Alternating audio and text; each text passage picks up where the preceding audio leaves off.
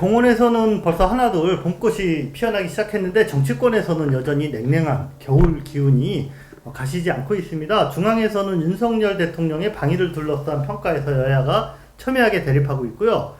고양시에서는 여전히 이동환 시장이 발표한 시청 백석 이전과 관련된 논란들이 가라앉지 않고 있습니다. 이번 주에는 현재 고양시 의회가 열리고 있는데요. 여기서 중요한 그런 추경 예산안들이 지금 검토되고 있는 것으로 알고 있습니다. 3월의 넷째 주죠. 이번 주도 고양신문 기자들은 바쁜 한 주를 보낼 것 같습니다. 금주의 헤드라인입니다. 고양시 성사혁신지구 취소 검토, 김동연 경기도지사 시청 이전 시의회 협의 거쳐야. 자, 이어서 문천 16단지 리모델링 조합장님 인터뷰를 했고요. 30년 동안 장학금을 기부한 한공대 앞에 하숙집 아주머니들 소식을 전해드립니다. 마지막으로 월드비전 꿈 엽서 그리기 대회 알려드리겠습니다.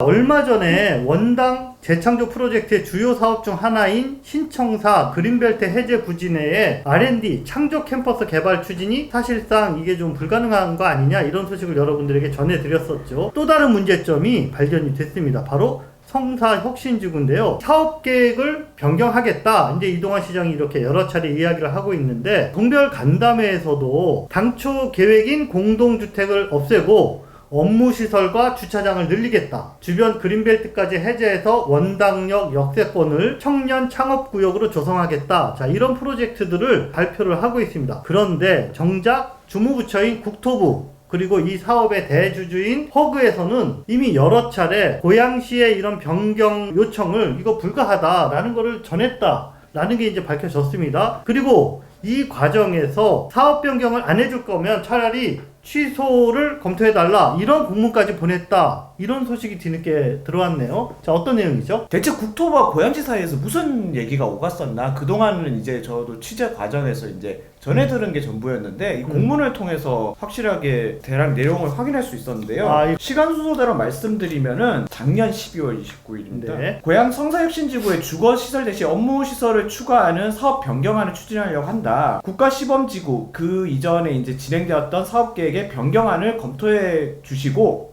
수용이 어려울 경우에는 그 국가시범지구 지구계획 취소 가능 여부까지 포함해서 검토해달라 이렇게 요청을 했습니다. 그리고 국토부에다가 시연이 급하니까 1월 6일까지 의견을 회신해달라. 이게 뭐 한 일주일 안에 달라라는 내용이거든요. 1월 5일날 이제 재차 재요청 공문을 보냅니다. 답변이 없었던 거죠. 성사혁신지구 국가시범지구의 원당 역세권 재개발의 선도사업, 그러니까 가칭 창조혁신 캠퍼스 그 원당 재창조 프로젝트 안에 있는 내용, 이걸로 이제 변경하고자 하니 사업계획 변경안과 만약에 수용이 어려울 시에는 지구계획 취소까지 여부를 검토해달라. 이 마찬가지 내용 또 보낸 거예요. 이 요청 내용은 원당 재창조 프로젝트를 발표하기 위험이 없고 이 답변이 없으니까 결국 먼저 발표한 다음에 재차 이제 국토부에 협조 공문을 보냈던 거죠. 답변이 왔습니다. 국토부에서 시행계획이 인가돼서 공사에 착수 중인 사업이다. 그리고 단독 사업도 아니고 이 허그에서 출자한 사업이고 허그가 대주주잖아요. 정말 그렇게 하고 싶으면은 사업 당사자들끼리 협의해서 가져와라 이렇게 왔었고, 허그에서 답장이 왔습니다. 요청하신 이제 공사 중단과 사업 변경 이런 것들 당위성이나 뭐 이런 편익 같은 거 다 고려해봤을 때 어렵다. 그런 안건에 동의하기 어렵다. 그러고 났는데 1월 19일날 다시 왔어요. 공사 중지 및 사업 변경안을 또 요청을 했습니다. 아, 세 번째로 마찬가지로 국토부에서는 답변이 온 거죠. 이미 그 사업 변경에 관한 내용은 우린 벌써 답변을 했다. 우리 안 된다라는 입장을. 공사 중지는 건축법 관련 부처에 문의를 해라. 우리한테 묻지 말고. 제가 지금 확보한 내용은 여기까지입니다. 이 부분에 대해 가지고 사실은 담당 부서에 이제 직접 물어봤어요. 네. 일단은 시에서는 이거에 대해서 계속 협의하고 있는 건 맞지만은 국토부와 허그가 불가 입장을 어쨌든 나타내고 있으니 쉽지 않은 상황이다. 국가 시범 사업이다 보니까 국토부 동의 없으면 사업 계획 변경이 어렵다. 그러니까 실무 부서에서는 현실적으로 어렵다라는 거를 간접적으로 이렇게 지금 직접적으로는 얘기를 못 하죠. 그렇죠. 간접적으로 이야기한 상황인데 사업 변경이 안 될 경우 이거 취소까지 검토해달라 이런 내용이 포함되어 있다. 그거는 좀 심한 거 아닌가요? 좋게 생각을 하면은 이제 협상력을 좁히기 위한 하나의 워딩으로 또 뭐 해석할 수도 있지만은 고양시에 대해서 좀 안 좋게 바라볼 수밖에 없을 것 같고요. 원당 재창조 프로젝트 이 공문에도 명시됐잖아요. 핵심 사업으로 가져가려고 한다. 그랬는데 뒤에서는 이게 사업 취소 여부까지 같이 얘기를 하면은 주민분들 입장에서는 진정성을 갖고 진행하는 사업 맞냐? 근데 의구심이 들 수밖에 없거든요. 사업계획 변경안이라는 거, 자, 요것도 이 내용상 문제가 좀 많다, 이런 지적들이 많은 것 같아요. 네, 2020년에 국토부 도시재생 국가시범지구로 선정된 4곳 중에 한 곳이고요. 총 사업비가 2,813억이 결코 작은 사업이 아니에요. 청년 신혼부부를 위한 공공임대주택을 비롯해서 이제 뭐 상업 판매시설, 기업 입주공간, 공공행정기관들 이제 다양하게 입주를 해서 이 지역의 활성화를 좀 기여하는 데 목적을 두고 있고요. 특히 이제 이게 4개 선정지 중에서 지금 착공이 가장 빨리 됐어요. 그래서 1호 혁신지구라고 불리는 거거든요. 국토부에서도 당연히 이제 관심이 많을 수밖에 없겠죠. 그런데 이게 이동환 시장님 취임 이후에 이게 사업 계획안 중에서 이 공공임대는 빼야 된다. 이런 얘기가 나오면서 사실은 이제 부서에서 여러 차례 국토부 방문하고 지금까지 이 문제가 연결되어 온 거예요. 여기 안에 보면 당연히 이제 뭐 임대주택 빼고 뭐 이런 내용들도 나와 있지만은 내용 자체도 좀 부실하다는 비판도 있는데 더 큰 문제는 여기 보시면 준공 예정일이 네. 이 변경안대로 하면은 내년 11월에 완공 예정이었는데 그거보다 13개월이 더 늦어집니다. 그렇기 때문에 사업비도 증가할 수밖에 없는 거죠. 1130억. 그리고 이게 리츠 형식으로 이제 사업이 되는 건데 10년 후에 이제 청산하는 방식이거든요. 네. 그때 고양시가 부담해야 되는 부담금 증가액이 1699억, 그러니까 1700억이 더 증가하는 거예요. 1700억 예산을 더 들여서 변경을 한다는 내용이니까 네. 사실 좀 납득하기 어려운 부분이 있는 거죠. 시의 부담만, 행정적 부담만 많이 갖게 된 게 아닌가, 이런 생각을 할 수밖에 없고요. 이렇다면 현재 고양시가 추진하겠다라고 표방한 그 원당 재창조 프로젝트, 이것 자체도 실현 가능성에 의구심이 갈 수밖에 없는 그런 상황이네요.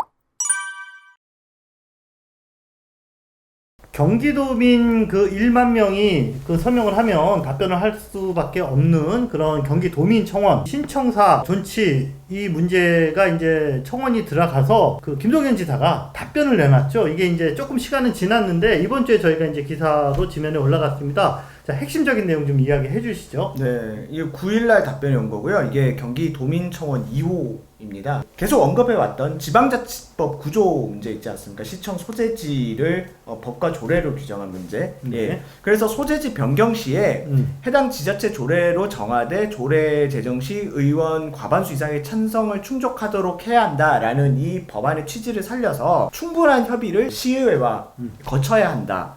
이렇게 답변을 했고요. 아울러 해당 사안에 이해관계가 있는 지역사회 주민 등의 의사도 충분히 반영되기를 기대한다. 이렇게 네. 답을 했습니다. 그래서 어쨌든 이번에 이 도지사의 답변이 지금 현재 고양시가 진행하는 좀 다소 일방적인 이 행정 절차에 대해서 좀 대종을 걸 수 있지 않을까라는 뭐 기대를 하고 있습니다.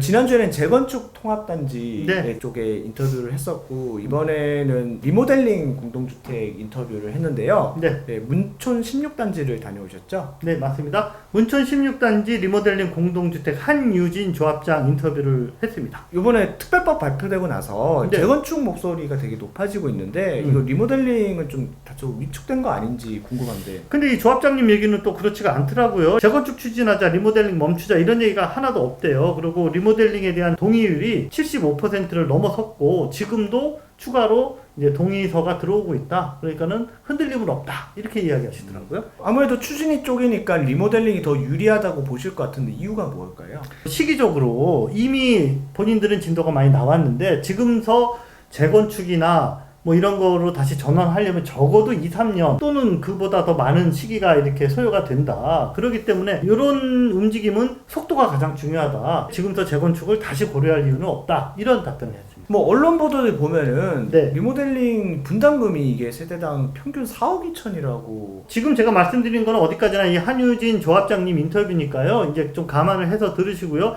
자, 이분 주장으로는 지금 언론 보도에서 나오는 이런 분담금이 너무 과도하게 부풀려져 있다. 전문가들이 이렇게 추산하는 걸로 보면은 평균적으로 1억 7천에서 한 2억 5천, 많아야 한 3억 원 미만, 요 정도 분담금이면 충분하다 이렇게 이야기를 하더라고요. 이미 우리는 조합 설립 또는 시공사 선정 등 절차를 확실히 밟아왔다. 1기 신도시 정책이 재건축만 있는 거 아니다. 리모델링도 분명히 유리한 단지가 있으니까 그것도 고려해서 지원책을 공평하게 고려해 달라 이런 이야기를 했습니다. 자, 오랜만에 훈훈한 소식을 전해드리겠습니다. 고양시 화전동에 자리한 한국항공대학교 앞에서 하숙집 운영하시는 주민분들이 항공대 학생들에게 적지 않은 액수의 장학금을 무려 30년 동안이나 기부를 해온 사실이 뒤늦게 밝혀져서 화제입니다. 네.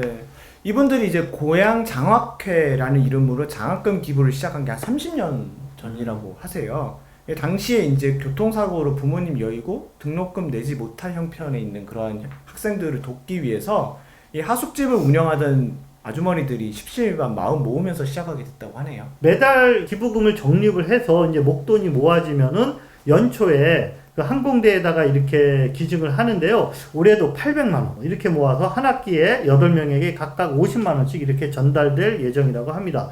자, 30년 전에 이 장학금 주는 일을 시작하셨을 때만 해도 40대에서 50대 정도 되는 이런 젊은 이웃들이었는데 지금은 이제 7, 80대 이렇게 할머니들이 되셨어요, 이분들이. 하숙을 운영하는 집이 15집 정도 됐다고 하는데 지금은 이제 7집 남짓이라고 하고 그러다 보니까 이제 부담이 좀 커진 것도 사실인데 그래도 학생들한테 전달될 장학금을 줄일 수는 없다. 이렇게 생각해서 금액은 줄지 않았다고 하네요. 장학금을 받은 학생들 그리고 하숙집을 거쳐간 학생들이 어엿한 사회인으로 성장해서 인사를 올 때 그때가 가장 보람되다라고 말씀하시는 이 이제 어르신들은 하숙집을 포함해서 이 항공대 앞에 있는 이 상권이 다시 활성화됐으면 좋겠다라는 바람을 말씀하셨습니다. 아름다운 기부를 이어오고 있는 항공대 앞 고향장학회 하숙집 사장님들에게 감사의 박수를 전해드리겠습니다.